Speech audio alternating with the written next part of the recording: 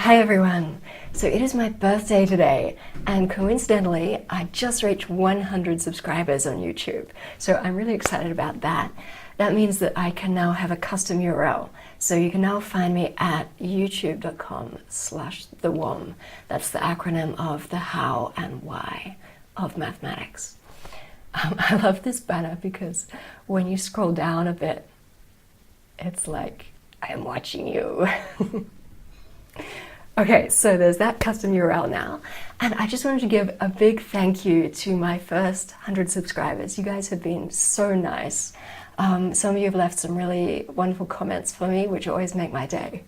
So I wanted to give a big thank you, and also tell you about some upcoming videos that I'm planning to make, and get your opinions on what I should focus on.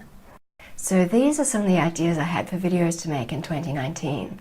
So in addition to these, also just let me know in the comments any mathematical topics that you're struggling with, or any questions that you can't figure out that you'd like me to make videos on. So I'm happy to do whatever requests that you want.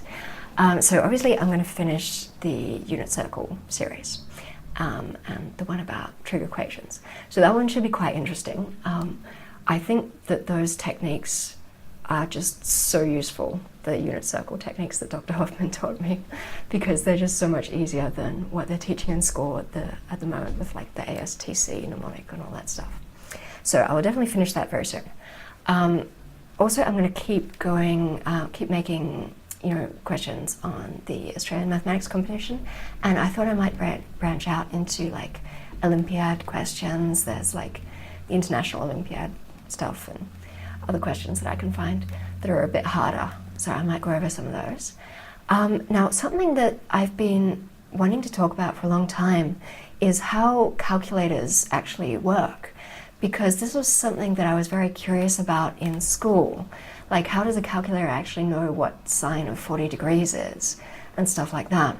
And also, how did people do these calculations before there were calculators? So there's all this really interesting history about like how people calculated pi, how people made sine tables and cosine tables and so on, and stuff like prostaphoresis and all the work that Napier did. All that stuff is quite interesting. So I thought I might make some videos on that.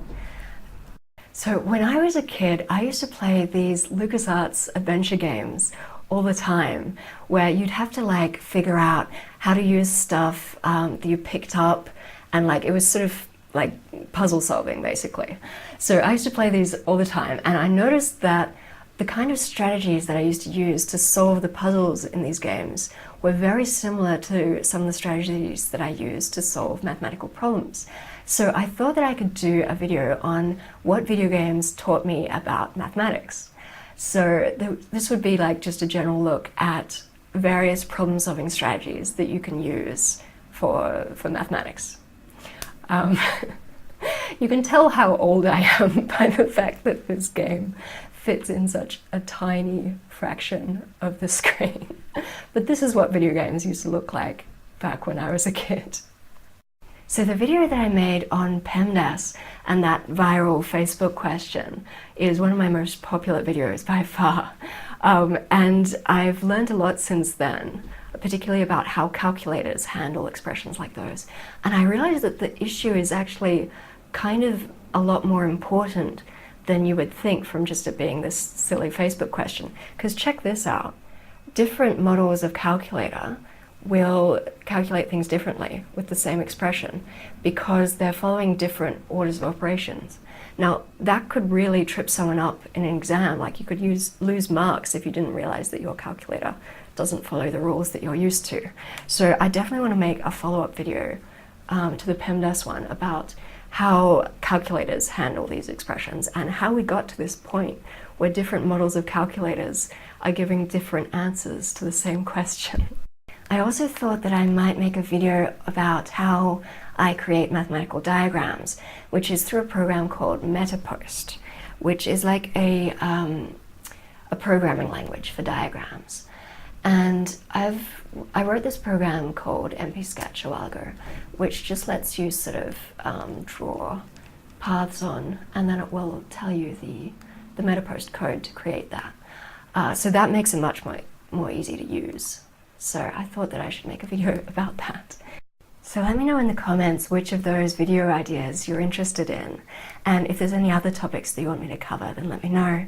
And just thank you so much to everyone who's subscribed so far. You guys have been wonderful.